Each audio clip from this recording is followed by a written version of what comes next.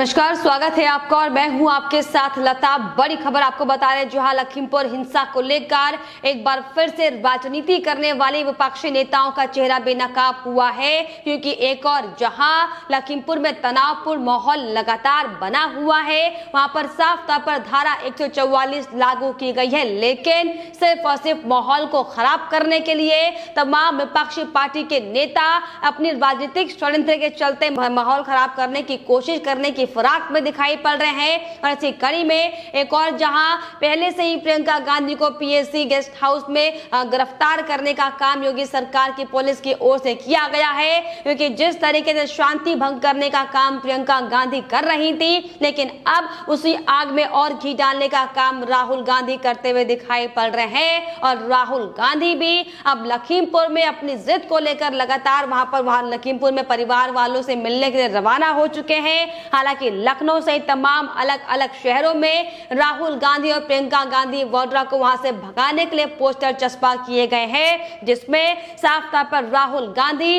और प्रियंका गांधी के खिलाफ पोस्टर लगाए गए हैं। और सिख दंगों को लेकर, उस सिख दंगों में सिखों की हत्या करवाने को लेकर तमाम तरह के आरोप लगाते हुए उन्हें गो बैक के नारे भी हालांकि वहां से लगातार लगाए जा रहे हैं, जो कि साफ तौर पर यह दिखाता है कि किस तरीके से वहां की जनता भी कांग्रेस पार्टी के नेताओं की ये झूठी सहानुभूति नहीं चाहती है। लेकिन ऐसे वक्त में जब उत्तर प्रदेश में चुनाव नजदीक है, तो ऐसे में सिर्फ और सिर्फ अपनी राजनीतिक रोटियां सेकने के लिए राहुल गांधी से लेकर सचिन पायलट से लेकर भूपेश बघेल, जो छत्तीसगढ़ में किस तरीके का माहौल लगातार सियासत गर्मा गर्मी मची हुई थी, तमाम रिपोर्ट्स हमने आपको दिखाई थी कि कैसे मुख्यमंत्री के पद को लेकर वहां पर भी घमासान कांग्रेस पार्टी के अंदर मचा हुआ था। लेकिन अब जब साफ तौर पर उत्तर प्रदेश में लखीमपुर हिंसा अब ये सामने आई है, तो तमाम विपक्षी पार्टी के नेता गिद्ध वाली राजनीति करने के लिए उत्तर प्रदेश की ओर बढ़ते हुए दिखाई पड़ रहे हैं। क्योंकि एक और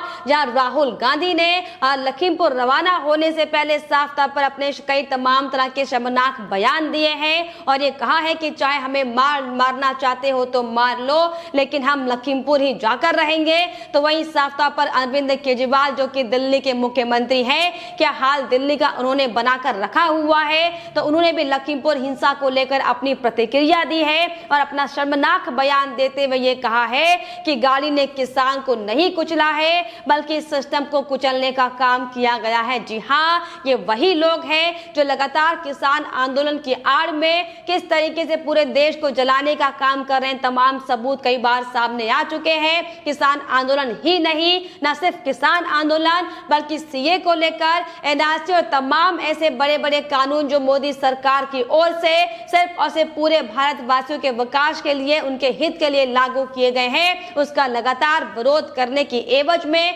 किस तरीके से लोगों को भड़काने का काम इन विपक्षी नेताओं ने किया है। ये वही लोग हैं जो शांति व्यवस्था की बात कर रहे हैं, जो खुद अपने अपने राज्यों में कानून व्यवस्था को भंग करने के बाद उत्तर प्रदेश की कानून व्यवस्था पर सवाल खड़े करते हुए दिखाई पड़ रहे हैं, जो कि साफ तौर पर यह दिखाता है कि विपक्षी पार्टी के नेताओं की सिर्फ और सिर्फ मौका परस्त की ये राजनीति है। और यही दरअसल बड़ी वजह है कि जब ऐसे नाजुक हालातों में, जब लखीमपुर में लगातार माहौल तनावपूर्ण बना हुआ है और बार बार पुलिस की ओर से भी ये कहा जा रहा है कि धारा 144 लागू की गई है और किसी भी सूरत में किसी को भी माहौल खराब करने के लिए उस इलाके के आसपास घुसने नहीं दिया जाएगा, लेकिन बावजूद इसके इन बातों को समझने के राहुल गांधी लगातार राजनीति करते हुए दिखाई पड़ रहे हैं। हालांकि आपको बताते चले कि लखीमपुर रवाना होने से पहले राहुल गांधी ने प्रेस कॉन्फ्रेंस भी की है और साफ तौर पर मीडिया पर सवाल खड़े करते हुए,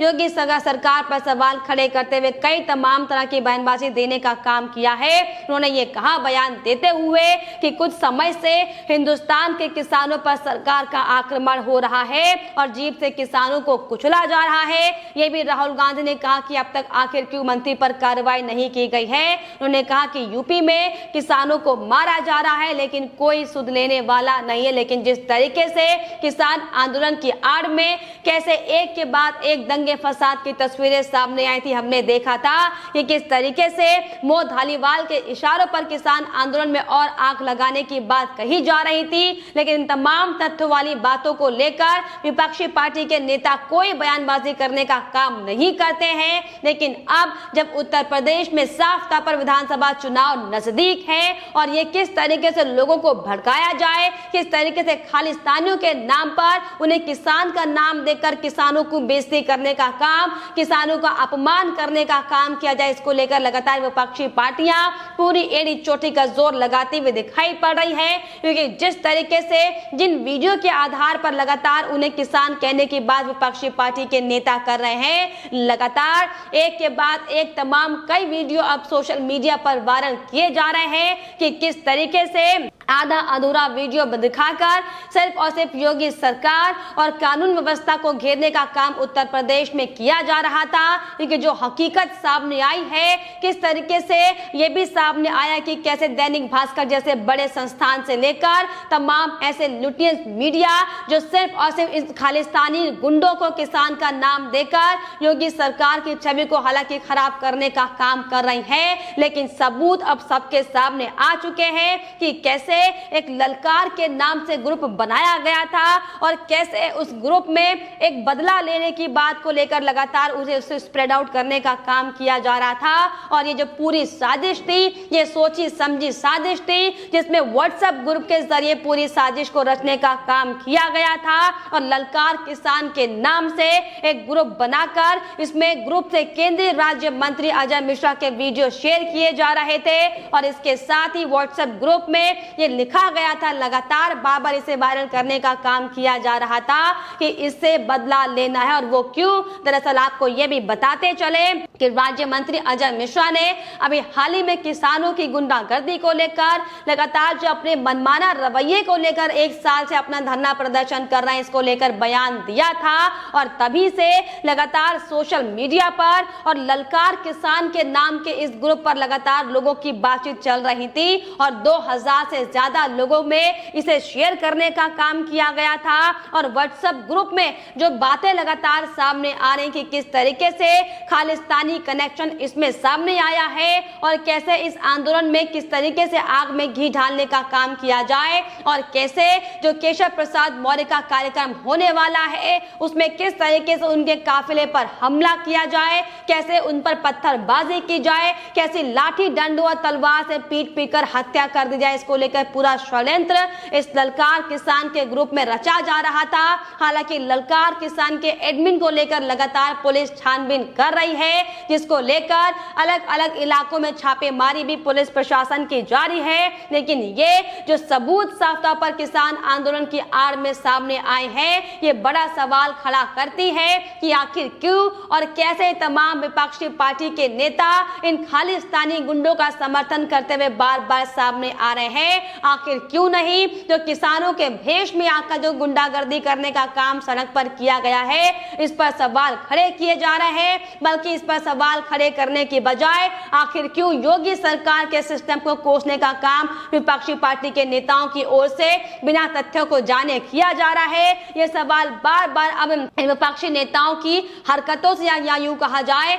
तो लगातार जो घटनाक्रम लगातार इनका सामने आ रहा है, इसको लेकर खड़े हो रहे हैं। क्योंकि जिस तरीके से एक और जहां राहुल गांधी से लेकर अखिलेश यादव और प्रियंका गांधी इस पूरे मामले को लेकर अपनी राजनीति करते हुए दिखाई पड़ रहे हैं, तो वहीं अब दिल्ली के मुख्यमंत्री अरविंद केजरीवाल ने भी इस पर अपनी राजनीति करनी शुरू कर दी है। जिसमें अरविंद केजरीवाल ने हर बार की तरह इस बार भी प्रेस कॉन्फ्रेंस कर अपने आप को एक महान नेता के तौर पर प्रस्तुत करने का काम किया है। और जो लखीमपुर में जो हिंसा के कांड हुए हैं, उनकी सच्चाई जाने बगैर, उनकी हकीकत जाने बगैर योगी सरकार पर निशाना साधने का काम अरविंद केजरीवाल ने किया है। जिसमें प्रेस कॉन्फ्रेंस के दौरान अरविंद केजरीवाल ने बयान देते हुए ये कहा है कि आखिर अभी तक हत्यारों को क्यों गिरफ्तार नहीं किया गया है, आखिर क्या मजबूरी है, उन्हें क्यों बचाने का काम सरकार कर रही है। इतनी भीड़ के सामने कोई इतने लोगों को कुचलते हुए निकल जाए और पूरा सिस्टम उस हत्यारे को बचाने में लग जाता है,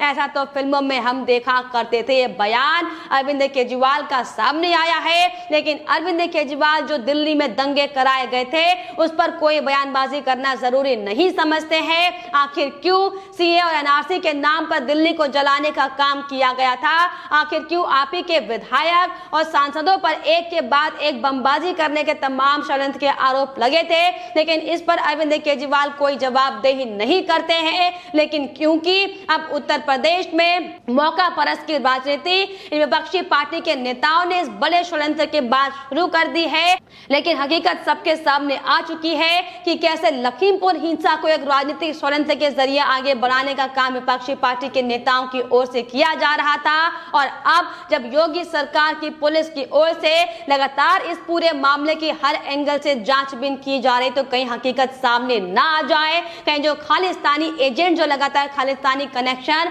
और जो कांग्रेस से लेकर समाजवादी पार्टी का जो कनेक्शन इस पूरे हिंसा में सामने आया है, कहीं वो सबके सामने खुलकर ना आ जाए। इसीलिए लगातार तमाम विपक्षी पार्टी के नेता इसमें मौका परस्त की राजनीति कर रहे हैं और लखीमपुर जाने की होड़ मचाने में लगे हुए हैं, ताकि किसी तरीके से लखीमपुर में पीड़ित परिवारों को और ज्यादा सरकार के प्रति भड़काने का काम किया जाए। जो दंगा फसाद लखीमपुर में अभी हुआ था, जो कि लगातार नियंत्रण करने की कोशिश पुलिस की ओर से की जा रही है, उसमें और ज्यादा आग भड़काने का काम विपक्षी पार्टियों के नेताओं की ओर से की जाए। लेकिन फिलहाल इस पर आपकी क्या राय है, हमें कमेंट बॉक्स में जरूर लिखिएगा। साथ ही साथ हमारे चैनल को सब्सक्राइब करना भी ना भूलें।